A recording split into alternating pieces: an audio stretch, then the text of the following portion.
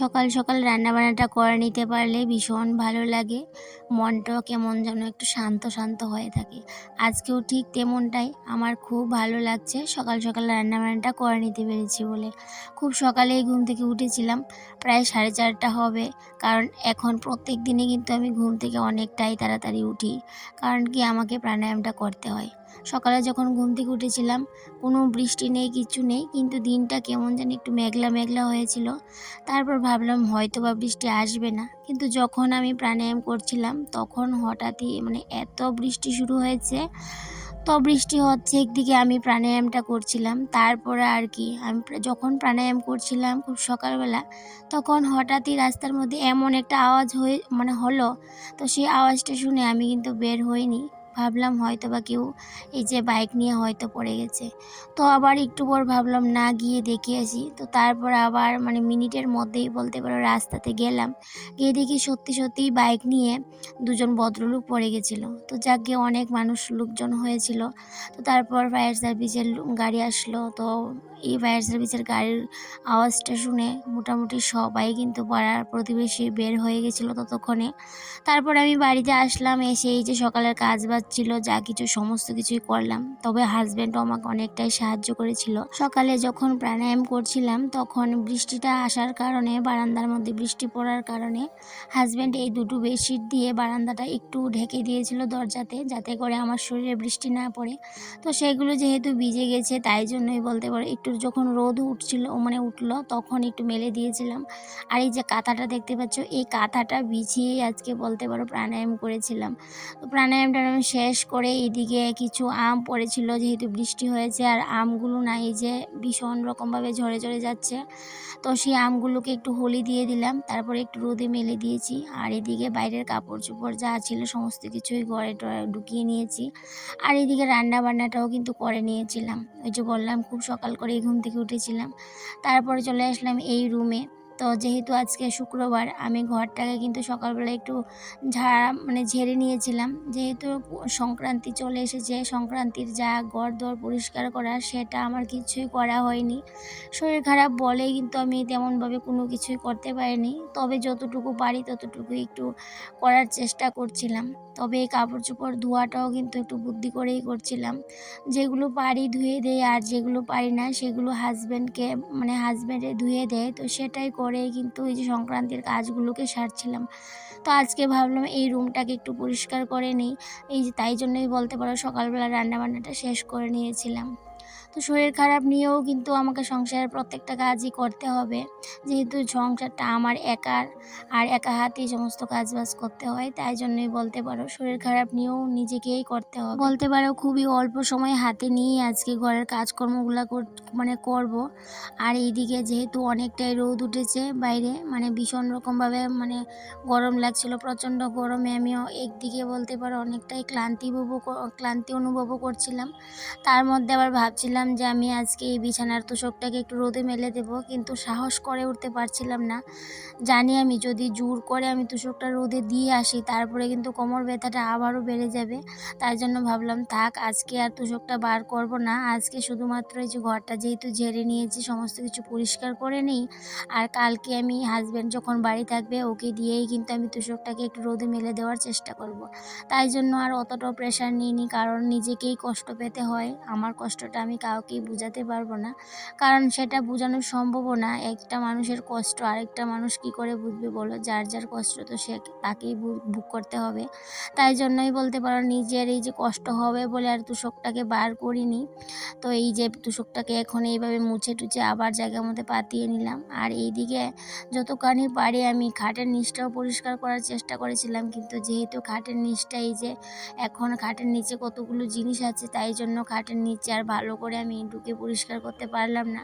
তো যতটুকু হাতে নাগাল পেয়েছি ততটুকুই বলতে পারো পরিষ্কার করে নিয়েছিলাম। এই যে তাড়াতাড়ি করে কাজগুলো শেষ করে আমি একটু রেস্ট করতে হবে। যদি রেস্ট না করি তাহলে কিন্তু আবার ব্যথাটা শুরু হয়ে যাবে। তাই জন্যই বলতে পারো সকালের কাজগুলো কিন্তু আমি চটপট করে সেরে নিয়েছিলাম। আর এইদিকে সকালের রান্নাটাও কিন্তু তাড়াতাড়ি হওয়ারও কিন্তু অনেকটা কারণ আছে। কারণ রাতের বেলায় আমি সমস্ত কিছু করে রেখে দিয়েছিলাম, ডিম সিদ্ধ করে তারপর মশলাটা করে রেখে দিয়েছিলাম। হাজব্যান্ডও আমাকে অনেকটাই হেল্প করেছিল। তারপরে উস্তা যেহেতু ভাজি করেছি, উস্তাটাও কেটে রেখে দিয়েছিলাম, মানে সমস্ত কিছুই করে রেখে দিয়েছিলাম। তাই জন্যই বলতে পারো সকালের রান্নাবান্নাটা আমার খুব তাড়াতাড়ি হয়ে গেছে। আর এইদিকে রান্নাবান্না শেষ হয়ে গেলে তো বুঝতেই পারো কতটা হালকা লাগে। তো আমার সারাদিনের যা কাজকর্ম আছে সব কাজকর্মের মধ্যে যেমন আমার রান্নাটাই মনে হয় কি বিশাল বড় আমার কাছে একটা কাজ। তো রান্নাটা হয়ে গেলে আর বাকি কাজগুলো না করলেও চলে, কিন্তু রান্নাটা এমন একটা কাজ যেটা আমাদের প্রতিদিন করতেই হবে। রান্না, স্নান, খাওয়া দাওয়া যেটা আমাদের প্রতিদিনই করতে হয়। তারপরে এদিকে এই যে বইয়ের র্যাকটা ছেলের, সেটাও কিন্তু ভীষণ রকমভাবে নোংরা হয়ে আছে। আর এদিকে আমি ড্রয়ারগুলোকেও কিন্তু খুলে নিয়েছিলাম, কারণ এইগুলো আমি কিছুদিন পর পরই মুছে পরিষ্কার করে রাখি, তারপরেও কেমন কি করে এতটা ধুলো পড়ে থাকে, মানে ধুলো ধুলো হয়ে থাকে বুঝতেই পারি না। তবে আগে প্রত্যেক দিনই কিন্তু, প্রত্যেক দিন না হলেও সপ্তাহে 2 থেকে 3 দিন করতাম, কিন্তু এখন এই যে যেহেতু কোমর ব্যথার প্রবলেমের জন্য আর তেমন কাজকর্ম করে উঠতে পারি না। আর বেশি কাজ করলে হাজব্যান্ডও কিন্তু বকাঝকা দেয় আমাকে, সেই জন্য ওকে লুকিয়ে চুরিয়েই বলতে পারি এই কাজগুলো করি। তো ও যখন বাড়িতে থাকে সেই কাজগুলো একদমই আমি করি না। আর ঘরে জল আনা তো অনেক দিন ধরে, মানে সেটা তো একদমই বদ্ধ। যেই কাজগুলো আমাকে করলে ভীষণ কষ্ট পেতে হয় সেই কাজগুলো কিন্তু আমি একদমই করি না। এখন ঘরদোর ভালো করে পরিষ্কার না হলেও আমি কিন্তু ঘর মুছে স্টিক দিয়েই ঘরটা মুছি, যেহেতু ওই যে নুয়ে বসা কাজ করাটা আমার ভীষণ কষ্ট হয়ে যায়। যত আমি নুয়ে কাজ করি ততটাই কষ্ট পেতে হয়, আর যত আমি সোজা হয়ে কাজ করি তাহলে অতটাও কষ্ট পেতে হয় না। তাই জন্য এখন আর বসে ঘরদোর একদমই মুছি না, আর হাজব্যান্ডের সামনে তো একদমই ঘরদোর মুছি না। তো ও কিন্তু ঘরদোর মুছামাছি করলে একদমই বকাঝকা শুরু করে, তাই জন্য আমি ওর সামনে কোনো কাজই করি না, শুধুমাত্র যেই কাজগুলো হালকা পাতলা সেইগুলোই করে থাকি। এইদিকে আমি সমস্ত কিছু পরিষ্কার করে আবার জায়গা মতো সমস্ত কিছু গুছিয়ে নিলাম। আর এদিকের যে বেডশিটটা ছিল, আগে যে বেডশিটটা সেটা আমি তুলে নিয়েছি, আর এই যে লাল বেডশিটটা এখন পাতিয়ে রেখেছি সেটাও কিন্তু একটু ময়লা হয়ে আছে, সেটা কিন্তু আমি সামনের দিন ধুয়ে দেবো, মানে পরের দিন ধুয়ে দেওয়ার প্ল্যান আছে, দেখি কি করা যায়। আর এদিকে তুষকটাও রোদে মেলবো। এই ঘরের কাজ কিন্তু মোটামুটি ক্লিন করা হয়ে গেছে ধুলোবালি, এখন শুধুমাত্র তুষকটাকে একটু রোদে মেলে দেবো। আর এই যে বেডশিট আর বালিশের উষার সেগুলোকে ধুয়ে দিলেই বেশ এই ঘরের কাজকর্ম মানে মোটামুটি কমপ্লিট। আর ওই ঘরেরও কিন্তু কিছু কাজ আমি করে রেখে দিয়েছি, আর বাকি কাজটাও কিন্তু করে নেব, এই যে কালকে পরশুর মধ্যে শেষ করে নেব।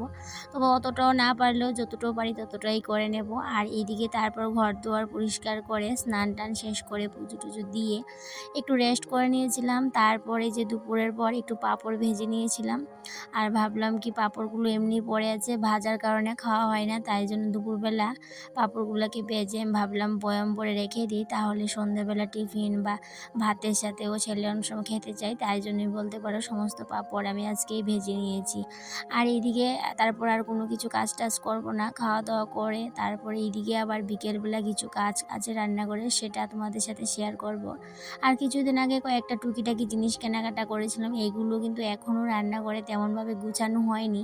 আমার না ইচ্ছা করে যখনই আমি রান্নাঘরে কোনো টুকিটাকি জিনিসপত্র কেনাকাটা করি সেগুলোকে একটু গুছিয়ে রাখি রান্নাঘরে। যে কটাই জিনিস কিনলাম সেগুলোকে কিন্তু গুছানোও হয়নি, যেভাবে কিনে রেখেছি সেভাবেই আছে। তো আজকে ভাবলাম বিকেলের পর একটু গুছিয়ে দেখবো কীরকম লাগে। তো সেটাই মাথার মধ্যে প্ল্যান, জানি না করতে পারবো কি না, তবে অবশ্য করে নিয়েছিলাম। আর এইদিকে দেখো পাঁপড় ভাজা আমার কমপ্লিট, এখন পাঁপড়গুলোকে রেখে দিয়েছিলাম, আর সেখান থেকে ছেলে কয়েকটা খেয়েছে আর বাকি কটা কিন্তু এখনও কিন্তু আছে। আর এইদিকে বিকালের যে কাজগুলো আছে সেগুলো করছিলাম রান্নাঘরের টুকিটাকি, সেগুলো কাজ করার পর আজকে ভাবলাম যে কটা জিনিস আমি রেখেছি সে কটা জিনিস তো আমি সমস্ত কটা আজকে গুছাতে পারবো না, কয়েকটা জিনিস দেখি একটু গুছিয়ে কীরকম লাগে। তবে ভাবছি এই জিনিসগুলো এখন গুছিয়ে রাখবো কন্টিনিউ নাকি একটু তুলে রাখবো, তো সেটাই ভাবছিলাম আর রান্নাঘরের কাজগুলো করছিলাম।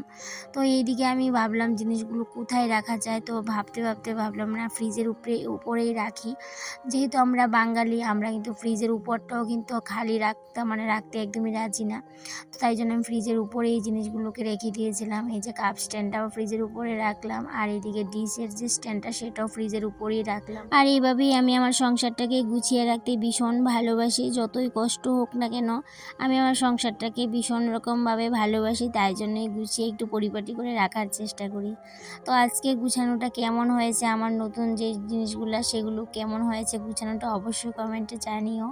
আর সেই সাথে এখান থেকেই তোমাদের কাছ থেকে বিদায় নিয়ে নিচ্ছি বন্ধুরা।